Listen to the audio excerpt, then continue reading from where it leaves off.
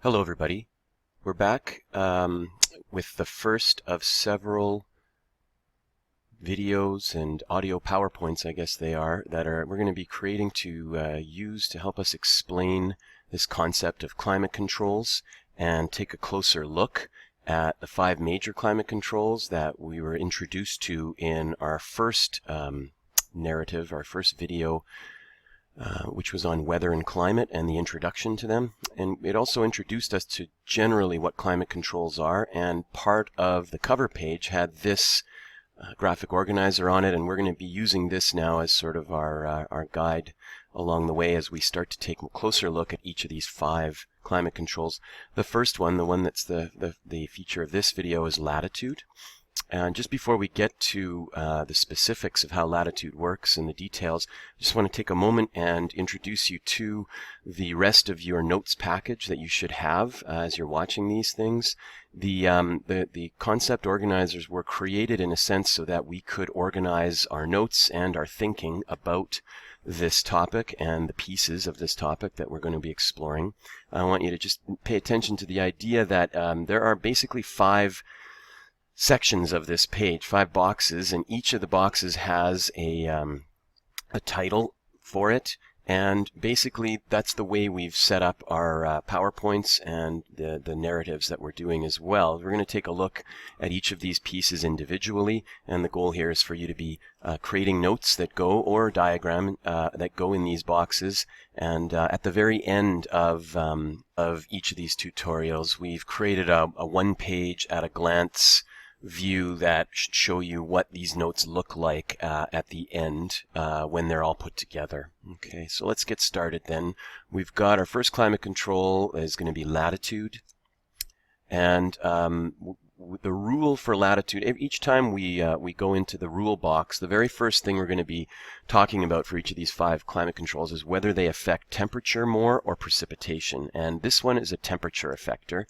The way we've written the rules, there's really a couple here that a couple of ways that you can describe the rule for latitude. The more mathematical way, I suppose, would be to say that latitude increases. As latitude increases, the temperature of an area will decrease.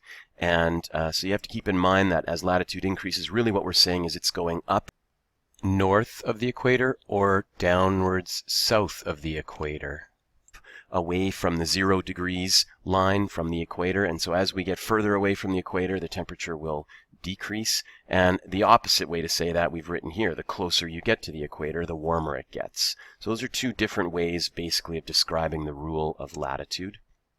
Now, why and how this works is generally based on the concept that the curve of the Earth is causing the sun's rays to either be more powerful at the equator or weaker at the poles. And there's really a couple of specific reasons why this happens. First of all, what happens at the poles, as the sun's rays are coming in from outer space, they end up having to cover a larger surface area because of the curvature of the Earth than they do near the equator, where they have a more direct hit, and it allows them to be a bit more concentrated on the Earth's surface. So this diagram does a decent job of showing how the same amount of sunlight can be a bit more concentrated here and end up spreading over a larger area here. And so that's one reason why the sun's rays are not as powerful as you get closer to the poles.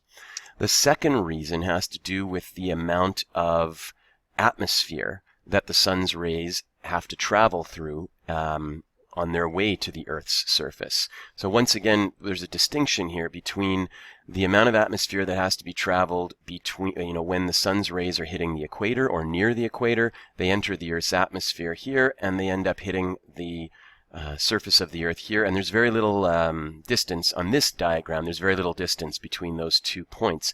As you get further from the equator, though, what happens is the angle changes that the sun's rays are coming in at.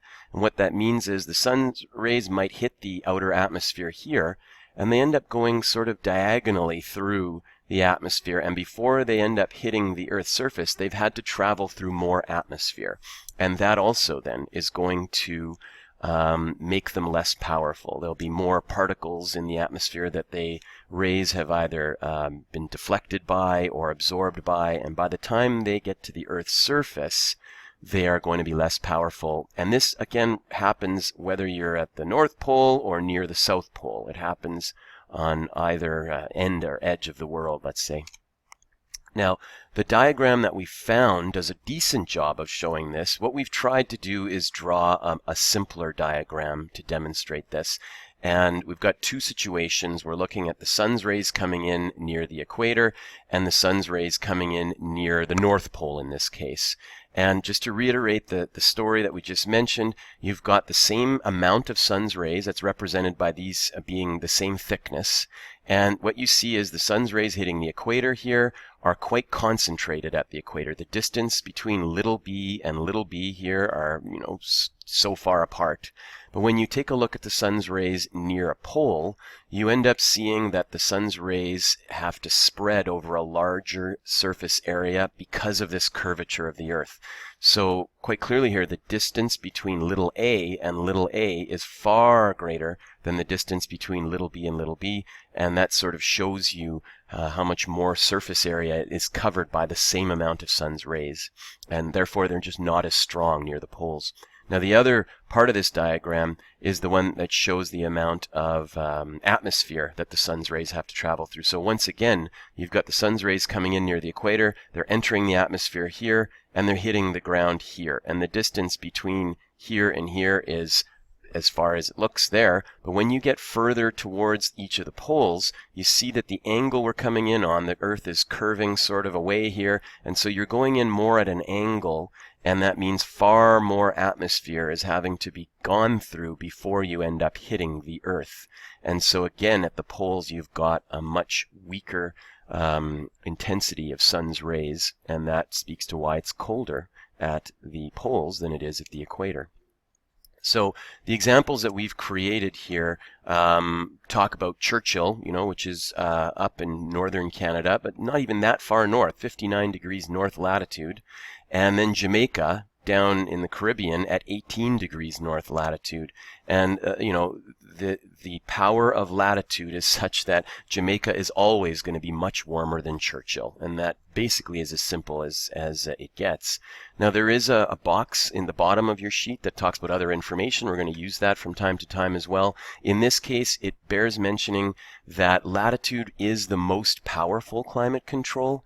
And its power is especially great when it is near the equator or near the poles. So at very low latitudes or at very high latitudes, the power of latitude is such that it will overpower other climate controls that might also be having an effect on climate, especially temperature. And that's it, I think. We've got our first video here that we're done. The finished organizer should look something like this when you have completed it. I'm going to zoom in for you here and let you have a look at it a little closer up. And we'll end this video here with an invitation for you to join us on our second tutorial, which is about large bodies of land and water. Talk to you soon.